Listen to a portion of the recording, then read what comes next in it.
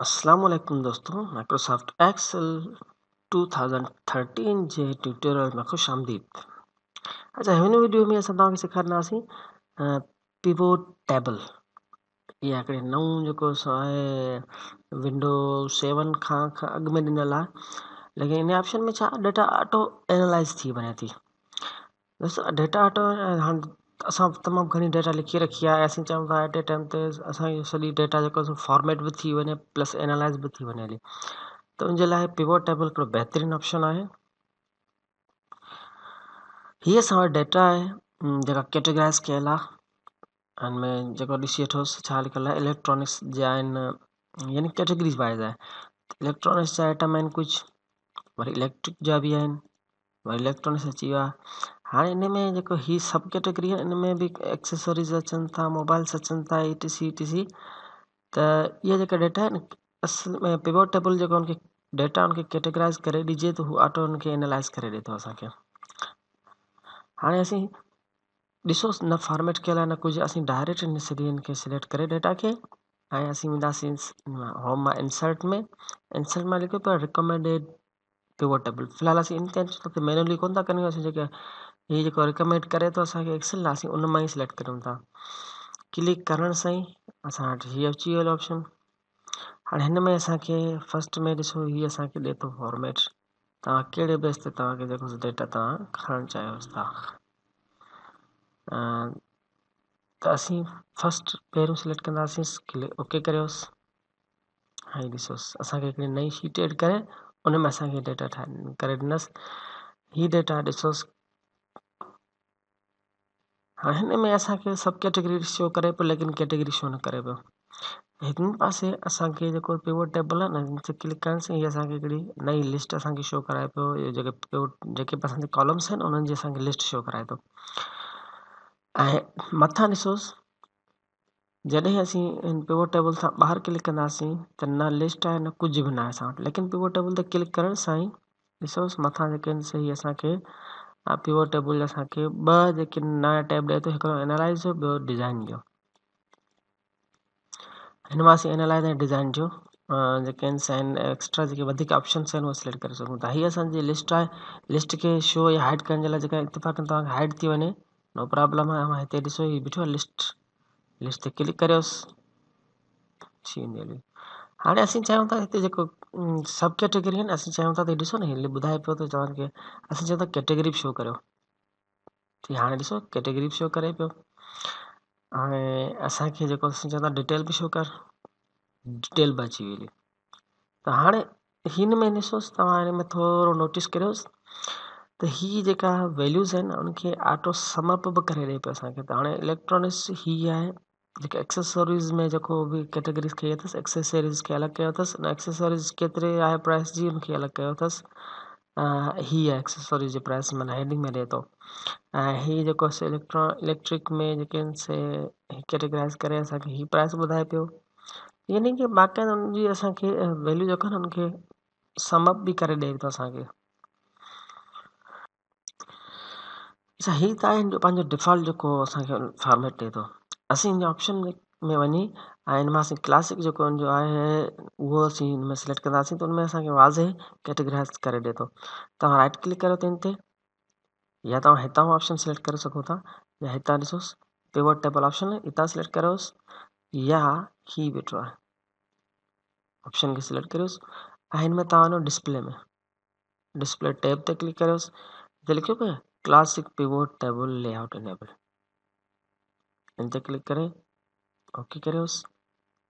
ॾिसोसि हाणे असांखे डेटा जेको असां क्लासिक फॉर्मेट आहे उनमें असांखे शो करे पियो। सब कैटेगरी फस्ट में, कैटेगरी बाद में। असीं चाहूं था कैटेगरी हिन पासे हुजे, सब कैटेगरी हिन पासे हुजे। तव्हां हिनखे फील्ड खे पिवोट टेबल ते सिलेक्ट करे फील्ड में थोरो ॾिसो हेठि नोटिस कजोसि, ऐं सब कैटेगरी असीं कैटेगरी खे मथां करे छॾींदासीं जस्ट बसि। हिन कैटेगरी रोज़ आहे, हिनखे मथे कयासीं त हाणे असांखे ही शो कराए पियो। ॾिसो दोस्तो, ही कहिड़ी कैटेगरी आहे, इलेक्ट्रॉनिक्स, ऐं हिनखे लास्ट में जो सॼो समअप। हाणे कैटेगरी में ॾिसोसि इलेक्ट्रिक जी कैटेगरी आहे न, इलेक्ट्रिक जी कैटेगरी में ही असांखे इलेक्ट्रिक में शो करे पियो। जंहिंजा वरी सभु टोटलिंग असांखे करे ॾिए पियो सभु कैटेगरी वाइज़। ॾिसो सीलिंग फैन्स आहिनि, केतिरा सीलिंग फैन्स आहिनि उनजी ही प्राइस आहे। ऐं वायर जेके आहिनि से उहे ॿ टाइप जा हुआ, उन करे ॿिनी कैटेगरी खे गॾाए करे हिननि जो वायर जो टोटल ही बीठो आहे, सीलिंग फैन जो इन बीठो आहे। ऐं लास्ट में ये जेको इलेक्ट्रिक आहिनि, इन सॼी इलेक्ट्रिक जो टोटल ही बीठो आहे। असांखे एनालाइज़ ॾिसो कहिड़े ख़ूबसूरत अंदाज़ में करे ॾिनसि।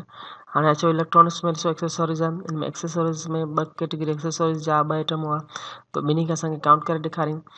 वरी जेका हिते असांखे ॾिसो ही आहे न ड्राई बैटरी जा असां वटि ॿ आइटम हुआ, उनखे असांखे जेको सो सम अप करे ॾिनई। यानी कि हर कैटेगरी खे अलॻि अलॻि सम अप करे असांखे ही फाइनल करे ॾिनई असांखे।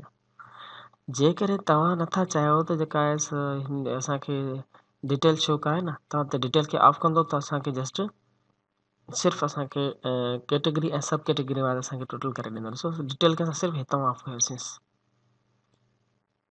डिटेल खे ऑन कंदो या ऑफ कंदो।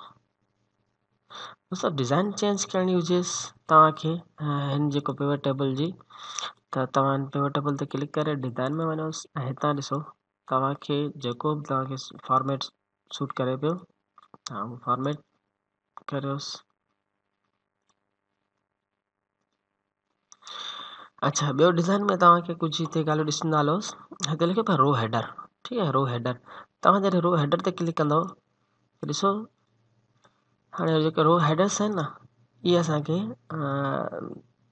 पहिरीं माना एम्फेसाइज़ करे पियो, यानी कि इन्हनि खे जेको हरू भरू हाईलाइट करे पियो। असीं चवंदा आहिनि कि हाईलाइट न करे। ओके, हाणे कॉलम हेडर आहिनि, उहे जेकॾहिं तव्हां जेको शयुनि खे हेडिंग हटाईंदव त हीअ कॉलम जे मथां हेडर आहे इहे हटनि था। असीं रो खे बाइंड जेकॾहिं तव्हां करणु चाहियो त तव्हांखे रो खे हर रो ॾिसो अलॻि अलॻि बाइंड करे असांखे ॿुधाईंदो, उनखे जेको सो लाइन ॾेई। कॉलम खे बाइंड करणु चाहियो त तव्हां कॉलम जो जेको सो ॾेई छॾियोसि।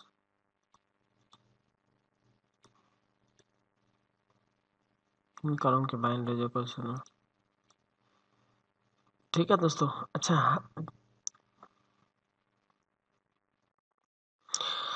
हाँ तो दोस्तों हाणे हिन में असीं जेको सो रो खे बाइंडिंग फ़िलहाल असीं हटायूं था। हाणे हिन ऑप्शन खे तव्हां सम्झोसि, हीअ जेके न हीअ असांखे सब टोटल करे ॾिए थो, त असीं हिन सब टोटलिंग जेका आहे उहा असीं ऑफ बि करे सघूं था, ऑन बि करे सघूं था। असीं चवंदा ॾिसो लिखियो पियो डू नॉट शो सब टोटल्स।